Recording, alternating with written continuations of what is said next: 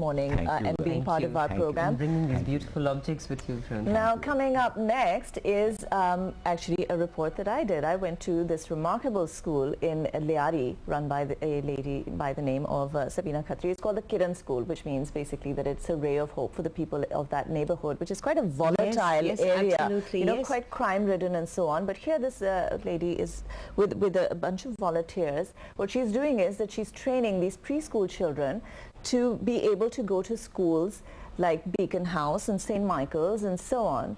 And the idea is that you could sponsor a child and you know, change not only the child's life but the families as well. Absolutely, yeah. And you've been raving about it since you visited. So let's look at this report and come back and talk about what we can do. Take a look at this street. It's in the crime-ridden area of Liari. And now take a look at this school.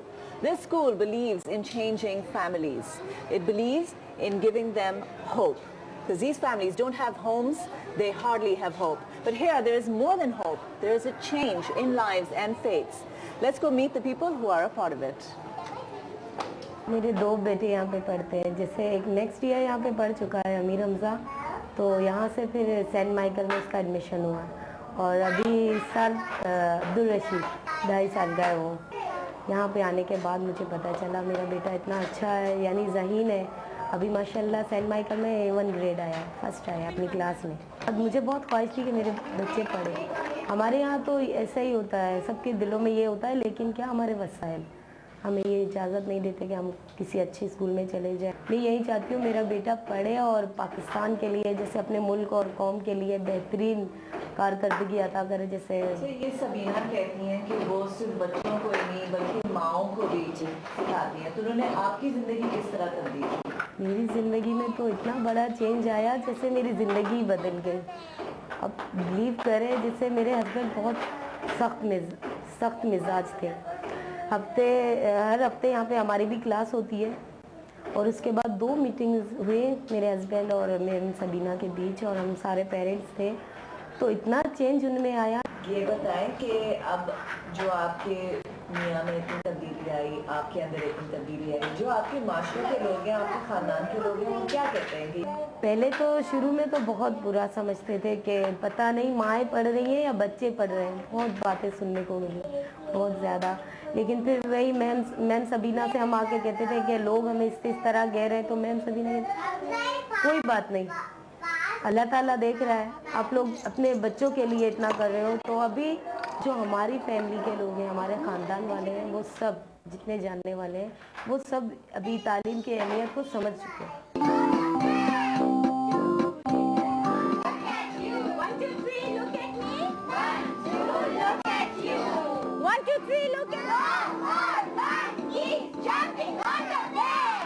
जी मेरा बेटा नाम है अमान ख़ान, यहाँ पढ़ता है। तो ये तो हमारी कुछ नसीबी कि मेरा बेटा यहाँ स्कूल पढ़ रहा है, क्योंकि ये जो हमें सेफ्टी या सहूलत दे रही है किसी स्कूल में नहीं है। और जो पढ़ाई के हवाले से है कि इस किस्म की बातें जो आज तक मैं नहीं कर सका, मेरा बेटा मुझसे करता है। तो आप क्या समझते हैं कि आपके बेटे का मुस्तकबिल इससे बदल जाता है और आपका मुस्तकबिल बदल जाएगा? बिल्कुल, जब मेरे बेटे के मुस्तकबिल बदल जाएगा तो ऑलरेडी मेरा मुस्तकबिल बदल जाएगा। My name is Hamza. I want to become a pilot.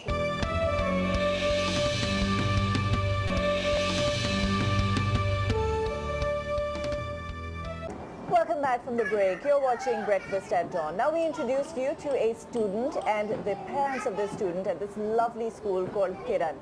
And it really is a ray of hope in this neighborhood. And the force behind this school is Sabina Khatri. Let's meet her now. Sabina, this is so wonderful, this whole setup over here and what you're doing for these children in this neighborhood.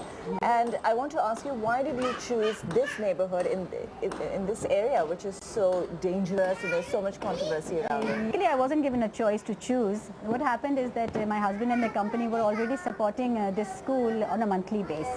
And I didn't know about the school until 2.5 years back. In fact, even my husband didn't know where the money was going. So they were just sending this money for supporting a school in Liari, which he had never seen. Maybe once in a year, somebody from our big family used to go and visit the school just to see what's happening there. So when we brought home the files and showed me that this is the place where we are sending a little amount, not much. So I was like, I said we should go and see, how that money is being utilized. It's very important. We're responsible. If we give money somewhere, we should know how it's being utilized. So he said, would you like to come and see? I said, I would love to come and see. And I was into these kinds of things for quite some time. I used to go to different schools, volunteer and help in schools, but I never had a school of my own. So the other morning, me and my husband, we came here. And when I entered this area, I don't know, I felt as if I may never go back from here. This was the feeling I had when I saw the people here and all the things that I had heard about this place. But the people in these places, the parents, the children, they were so loving and so welcoming that the things that I had heard about this, they somehow felt as if it was not right. Okay, now your motto is, I want to make a difference. Yeah. Do you think you're making a difference? Alhamdulillah, I think so. Yes, Alhamdulillah, very much. I mean, you spoke to the parents and did you realize that? And I think yes, because these kids actually go home and they compel their parents to do things that the other children are not doing in these places. For instance, there's a very little example like throwing garbage on the floor.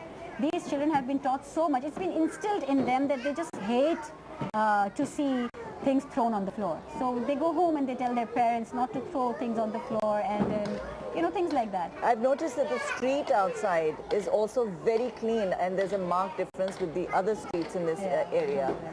So that's your doing? Well, it's them who have done it. They listen to me. That's what I would say.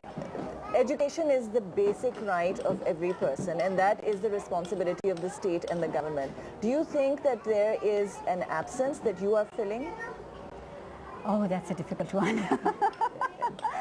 Well, I wouldn't say there's an absence. I just feel that the government needs to trust better people.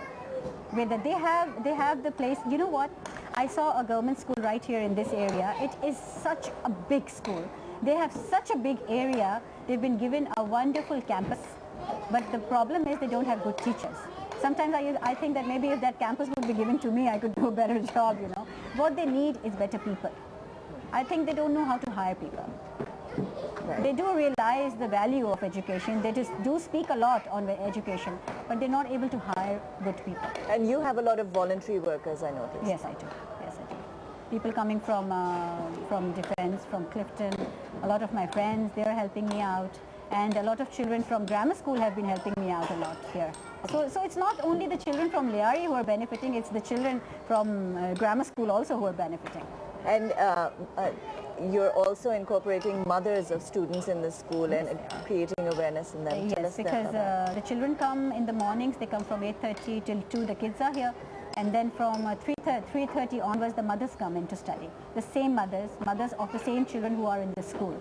Because whatever they're learning in school, we need to teach the same things to the mothers. The mothers are hardly 5th grade, 6th grade. They've had primary education. A few have not even had that. So we need to teach them everything we're teaching the children over here. Like for instance, if we're teaching the children, hello, how are you? I'm fine, thank you. So whom are they going to go and say this to? How are they going to repeat it at home? So we need to teach the mothers how to converse. So it's a really holistic approach that you have. What are your future plans? Actually, what we're doing here is that we pick up kids at around 2.5 to 2 years plus. And we keep them only for 1 year. That's our aim. And it's like a platform. We give them a platform from where the mothers and the children are going to groom themselves and bring them to the level of getting admission on around the, schools around the town on merits. And the schools should be like schools like Habib Public, St. Michael's and Happy Home. My kids have gone to these schools on merits. And to remind you that these children are the ones who have no background of education, and also they are financially extremely below the poverty line. So we give them donors. I try to find sponsors from amongst my friends, amongst the other, we need donors now for these children. Well, thanks so much for talking to us, Sabina, and good luck with your project. I think you're doing a really wonderful job. And as you say, I want to make a difference. Well, we at Dawn News say that we understand the difference. And that's what we've been doing here on Breakfast at Dawn. Stay with us.